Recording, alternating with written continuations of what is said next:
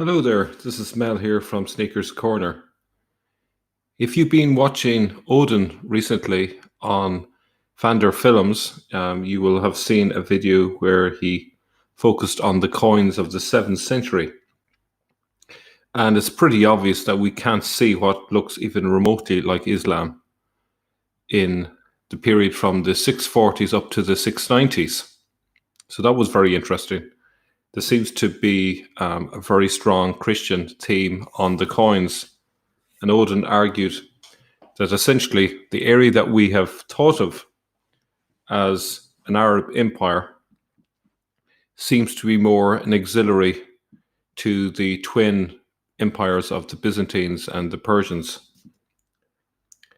I also recently looked at the artifacts in relation to the 8th century. So we're going into the period after Abd al-Malik. And what we found there was that the caliphs right up to the 740s didn't seem to be aware that there was any prohibition on images. They had statues, they had paintings on the walls, some of them quite raunchy. But what about the Abbasid period? Surely we would see the religion of peace there in that period.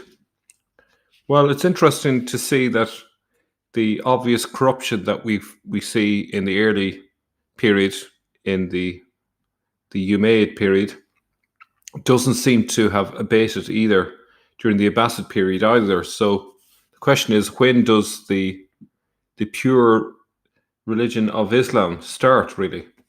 And so to equip us with that, I thought it'd be a good idea to read quite a short chapter from this book, Jerusalem, the Biography, by Simon Sebag Montefiore, chapter 19.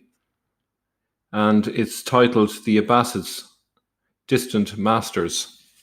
And the period that it looks at is from 750 to 969. Now, what's interesting is that it's around the period from 969 onwards that we start to see the appearance of Asiatic features depicting Muhammad and so on, and the companions of Muhammad. But before that, as I've shown on the channel, the Tayyaye are clearly not Asiatic in appearance. So, without further ado, I'm going to read to you from this chapter. Caliph Safa, the slaughterer. Abu al-Abbas declared himself caliph and invited the Umayyads to a banquet to declare his peaceful intentions.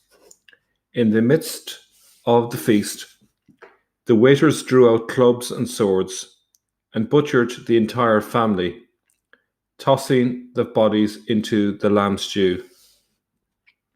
The slaughterer himself died soon afterwards, but his brother Mansur, the victorious, systematically murdered the Alid family and then liquidated the overmighty Abu Muslim too.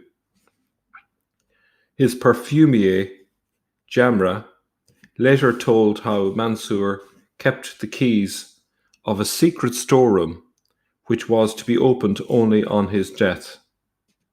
There his son later found a vaulted chamber filled with the bodies, each meticulously labelled, of the family of Ali, from old men to infants, whom Mansur had killed, all preserved in the hot, dry air.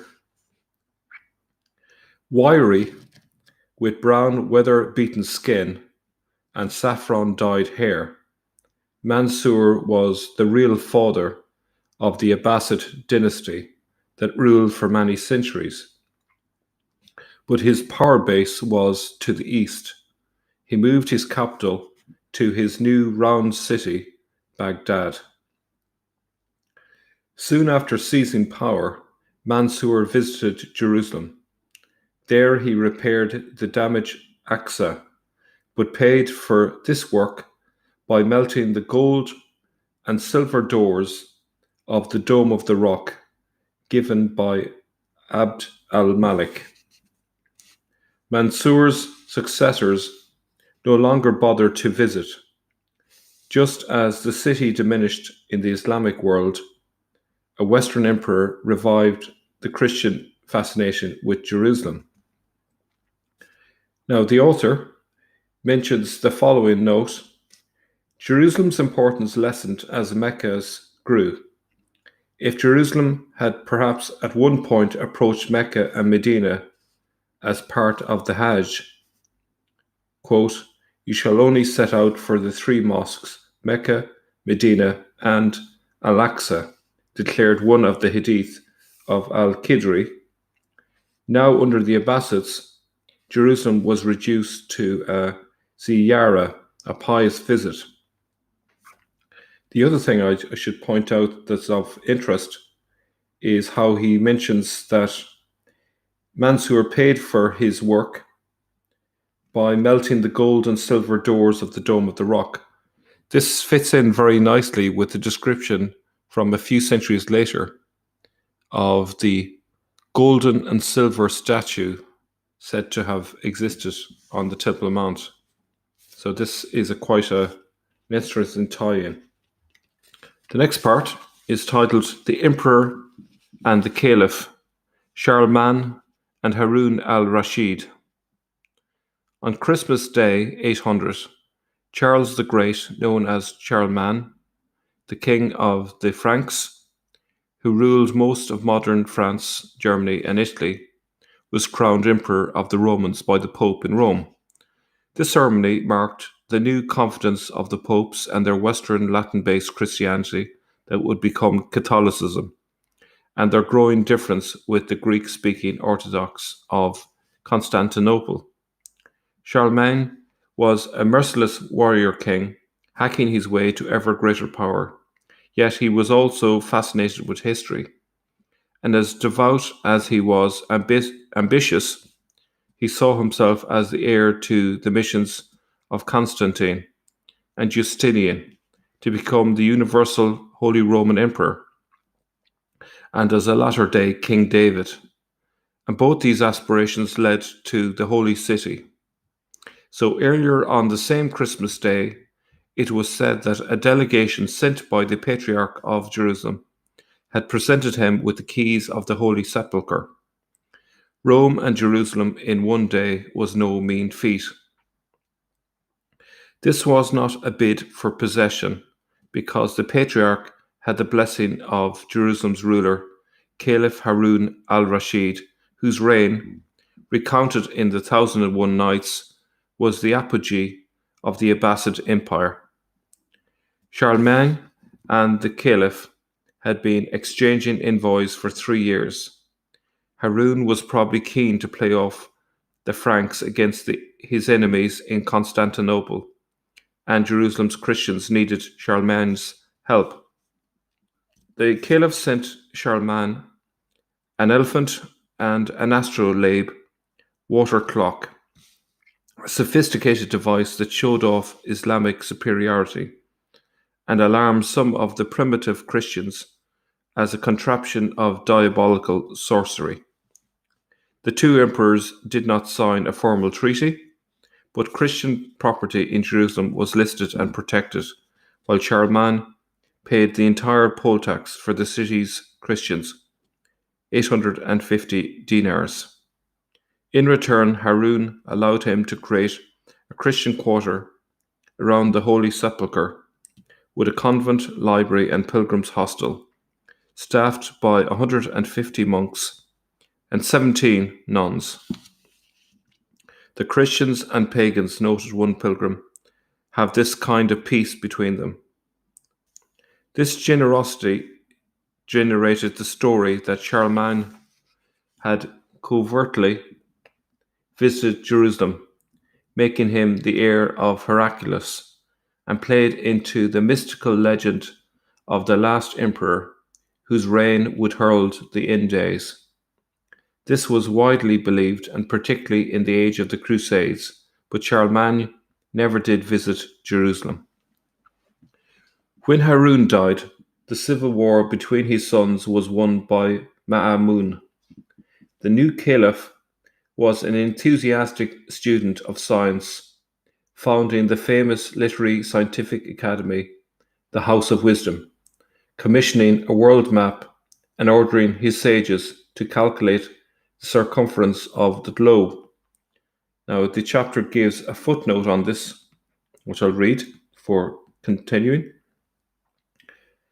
The Abbasids, particularly Ma'amun, regularly requested copies of Greek classics from the Byzantines, securing for posterity Plato, Aristotle, Hippocrates, Galen, Euclid, and Ptolemy of Alexandria.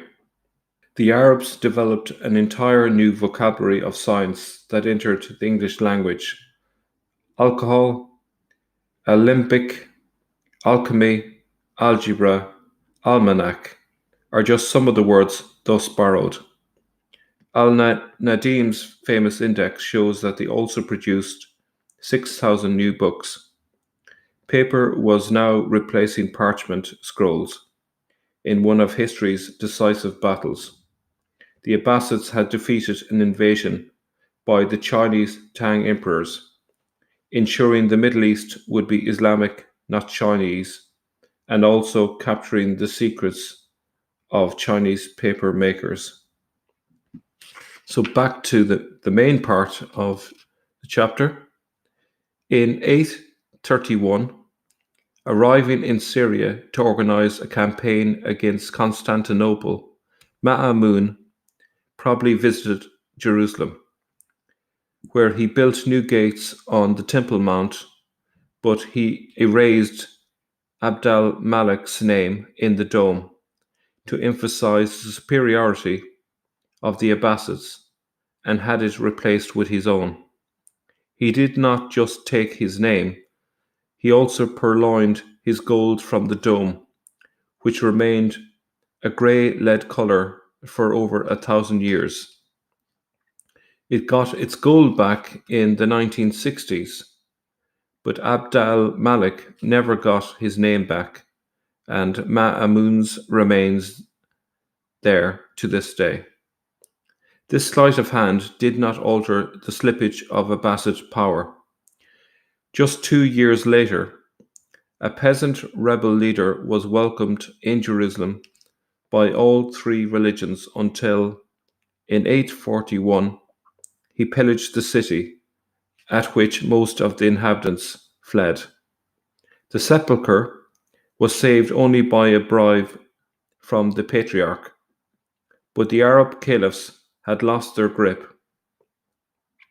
In 877, Ahmed ibn Tulun, the son of a Turkish slave who had become ruler of Egypt, under the nominal aegis of the caliph, retook Jerusalem. Now, the next part is titled Kafur, the Scented Eunuch. Ibn Tulun was one of the Turks who gradually replaced the Arabs as the power in the Islamic Empire. Ma'amun's successor, Mustasim, had started to recruit slave boys. They were known as Gulam, page boy, from among the newly Muslim Turkish horse archers of Central Asia. These warriors of Asiatic appearance became first the Praetorian Guard, then the strongmen of the Caliphate. After Ibn Tulun's son and heir was assassinated by his eunuchs, a Turkish strongman, Muhammad ibn Tugji, known by the Central Asian title of Prince al-Ikshid, came to rule Egypt and Jerusalem. The political instability intensified religious competition. In 935, an annex to the Holy Sepulchre was forcibly converted into a mosque. 3 years later, Muslims attacked Christians celebrating Palm Sunday, looting and damaging the church. The Jews were now split between the traditional Rabbinites led by the scholar judges known as the Gaons, who lived by the Talmud, the oral traditions, and the Karaites, a new sect who rejected any law except the Torah, hence their name means the readers, and believed in a return to Zion. There's a note in the book on this point. The Jewish communities of the world were ruled by two hereditary Gaons of the Jerusalem Academy and the Babylonian Iraqi Academy, whose seat was in Baghdad. The Karaites spread throughout the Jewish world, building up large communities from the Crimea to Lithuania that survived up to the Holocaust, when most of them were annihilated. This led to one of the strangest anomalies of the Nazi repression. In the Crimea, some Karaites were of Turkic rather than Semitic origin, so the Nazis actually ordered the protection of this Jewish sect. The Khazars, shamanist Turkic nomads, ruling the steppes from the Black Sea to Central Asia, formed the last Jewish state before the creation of Israel. In about 805, their kings converted to Judaism, taking names such as Manasseh and Aaron. When the Jerusalemite writer Muqaddasi Dasi passed through Caesarea, he laconically observed, "Sheep, honey, and Jews exist there in large quantities." By the 960s, this Jewish empire was in decline.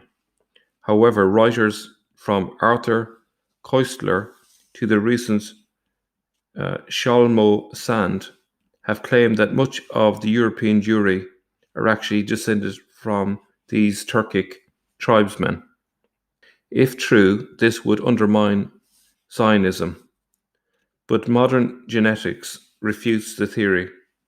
The two latest surveys suggest that modern Jews, both Sephardic and Ashkenazi, are around 70% descended from Middle Eastern genes of 3,000 years ago, and around 30% from European stock. So back to the main section. These Turkish rulers favoured the Karaites, and just to complicate matters, there was also a new community of Khazars with their own synagogue in the Jewish quarter. When the Ikshid died in 946, aged 64, he was buried in Jerusalem, and his power passed to a Negro eunuch whose sobriquet derived from his taste for perfume and makeup. Abul Mishk Kafur, who was to rule Egypt, Palestine, and Syria for over 20 years, was an Ethiopian slave bought as a child by the Ikshid. Deformed, obese, and malodorous, he splashed on so much white camphor and black musk that his master renamed him after them. His rise began when some exotic animals arrived for the Ikshid. All the other servants rushed to admire them, but the African boy never took his eyes off his master, awaiting the slightest command. The Ikshid appointed him tutor to his sons, then commander of the armies that conquered Palestine and Syria, and finally, regent with the title of the master. Once in power, the eunuch cultivated Islamic piety, restoring the walls of the Temple Mount, while patronizing the arts. However, to the north, the Byzantines had been reinvigorated by a succession of outstanding soldier emperors who raided southwards towards Syria, threatening to take Jerusalem, which set off anti-Christian riots. In 966, Kafur's governor started to squeeze the Christians, demanding ever greater payments from Patriarch John, who appealed to Kafur. But when John was caught corresponding with Constantinople, the governor, supported by the Jews who hated Byzantines, attacked the sepulchre and burned the patriarch at the stake. In Cairo, the fragrant eunuch was now ailing. After the death of the last of the Ikshids, Kafur ascended the throne in his own right, the first Muslim king to be born a slave, or for that matter, to be a eunuch, employed a Jewish minister who would become the mastermind of an Islamic revolution and of a new empire over Jerusalem.